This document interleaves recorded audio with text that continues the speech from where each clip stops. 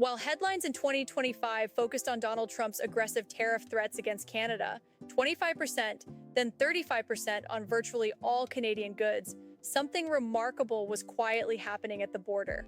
Most Canadian businesses weren't actually paying those tariffs. According to U.S. Census Bureau data from July 2025, 90% of Canadian goods entered the United States completely duty-free despite Trump's tariff escalation. That's not because Trump backed down or because Canada negotiated special treatment. It's because of a single provision that has shielded the Canadian economy from complete collapse, the CUSMA exemption.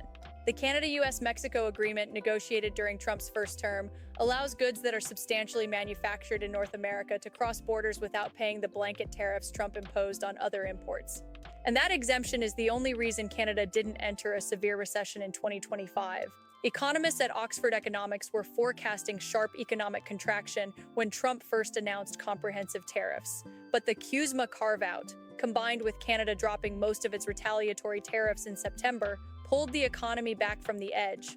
Canadian businesses could prove their products were made in North America, fill out the compliance paperwork, and avoid Trump's punitive tariffs entirely. But here's the problem. That lifeline, the exemption that saved 90% of Canadian exports from devastating tariffs, is now at serious risk. In January 2026, the United States and Canada will begin a mandatory review of the CUSMA agreement. What was supposed to be a routine check-in to address minor technical issues has become something far more dangerous under Trump's second administration. Trump has already signaled he's willing to walk away from the entire agreement if he doesn't get major concessions from Canada and Mexico. And trade experts warn that the CUSMA exemption itself could be eliminated during negotiations, which would immediately expose the full weight of Trump's tariff regime on virtually all Canadian exports.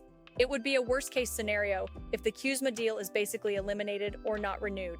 Tony Stillo, director of Canada Economics at Oxford Economics, told reporters, "That would put the full weight of the current tariffs, without compliance or exemptions or carve-outs, on the economy."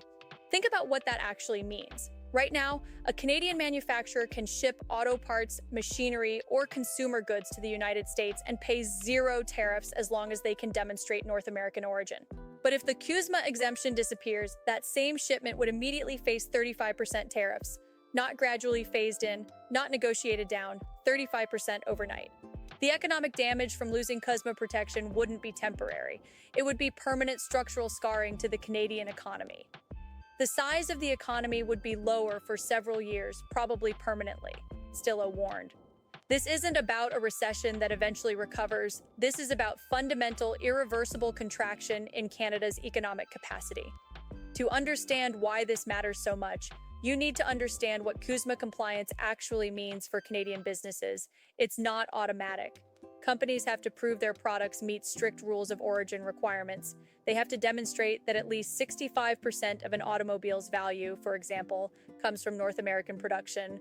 For other goods, the thresholds and calculations vary, sometimes becoming extraordinarily complex. William Pellerin, an international trade lawyer at Macmillan LLP, explained that CUSMA compliance can range from straightforward to a very, very complicated process, depending on the product and supply chain. But despite that complexity, Canadian businesses invested heavily in meeting those requirements precisely because the alternative, paying Trump's blanket tariffs, would destroy their competitiveness in American markets. And that investment is the only thing standing between the current situation and economic catastrophe. Because while Trump imposed sweeping tariffs in 2025 using multiple mechanisms and justifications, the reality at the border has been far less dramatic than the political rhetoric suggested. Steel and aluminum face sector-specific tariffs with no CUSMA exemption. Softwood lumber got hit with additional duties. But the vast majority of Canadian exports, everything from automotive parts to machinery to consumer goods, continued flowing across the border duty-free because of CUSMA compliance. Currently, only the 35% blanket tariff is eligible for the CUSMA exemption. The sector-specific tariffs on steel, aluminum, and lumber operate under different legal mechanisms and aren't covered by the agreement. That distinction matters because it reveals Trump's strategy. Use sectoral tariffs to punish specific industries while maintaining the broader trade framework that American businesses depend on. But the 2026 CUSMA review threatens to collapse that distinction entirely. Trump has already demonstrated willingness to treat the agreement as leverage rather than a binding commitment. In June 2025, after Canada proceeded with a 3% digital services tax on technology companies, Trump immediately terminated all trade discussions with Canada and threatened new Canada-specific tariffs within 7 days. That pattern, using threatened withdrawal from CUSMA as a negotiating weapon, is precisely what makes the upcoming review so dangerous. Trump doesn't view trade agreements as stable frameworks that provide predictability for businesses on both sides of the border. He views them as tools to extract concessions, and he's perfectly willing to blow up the entire structure if he doesn't get what he wants. The list of demands Trump is expected to bring to the negotiating table reveals just how comprehensive his assault on the current agreement will be. U.S. Trade Representative Jamieson Greer told a congressional committee that the American side has serious issues with Canada's supply management system for dairy products, alleged subsidization of the softwood lumber industry, and what he calls non-tariff barriers to American goods. These aren't new complaints. They're long-standing irritants that the United States has raised for decades. But what makes this negotiation different is Trump's demonstrated willingness to use maximum pressure tactics and his apparent indifference to the economic damage those tactics inflict on American businesses and consumers. Greer also specifically mentioned Canada's Online Streaming Act and Online News Act, arguing they unfairly impact U.S. digital services firms. And he complained about provincial bans on American alcohol sales, bans that Canadian provinces imposed specifically in retaliation for Trump's tariff attacks. The irony of the U.S. Trade Representative citing Canadian countermeasures as justification for further American aggression apparently escaped notice. Prime Minister Mark Carney paused Canada's digital services tax earlier in 2025 in an explicit attempt to create an off-ramp from escalating tariffs.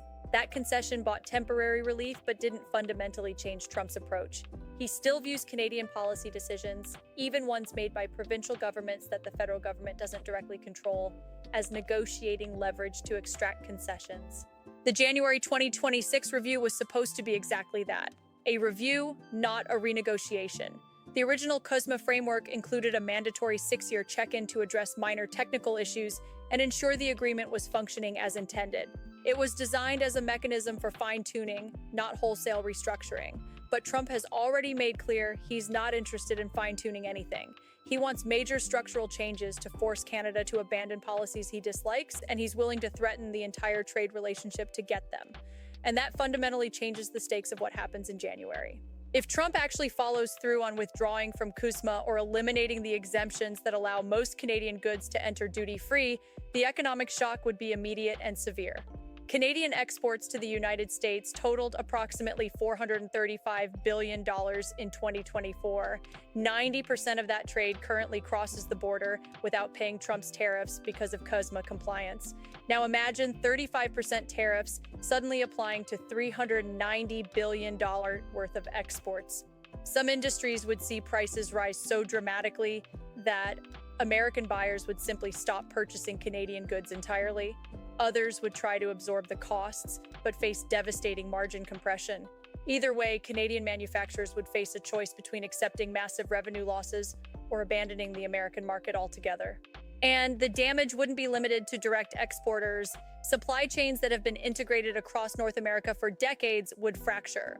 American manufacturers that depend on Canadian components would face their own cost increases, forcing difficult decisions about pricing, production location, and workforce size. There's another dimension to this crisis that makes it even more precarious. The U.S. Supreme Court is expected to rule in January or February 2026 on whether Trump's use of the International Emergency Economic Powers Act to impose tariffs is actually legal. 2 lower courts have already declared Trump's IEPA tariffs, including the fentanyl tariffs on Canada, illegal and contrary to congressional authority. If the Supreme Court upholds those decisions, it would invalidate most of Trump's blanket tariff structure and potentially force the government to refund approximately $100 billion in collected tariff revenue. Companies like Costco have already filed lawsuits demanding refunds in anticipation of that ruling. But here's the problem for Canada. If the Supreme Court strikes down Trump's IEEPA tariffs, it won't necessarily eliminate all tariffs on Canadian goods. The sector-specific tariffs on steel, aluminum, automobiles, and lumber are based on different legal mechanisms, primarily Section 232 of the Trade Expansion Act of 1962, which have already survived court challenges during Trump's first administration.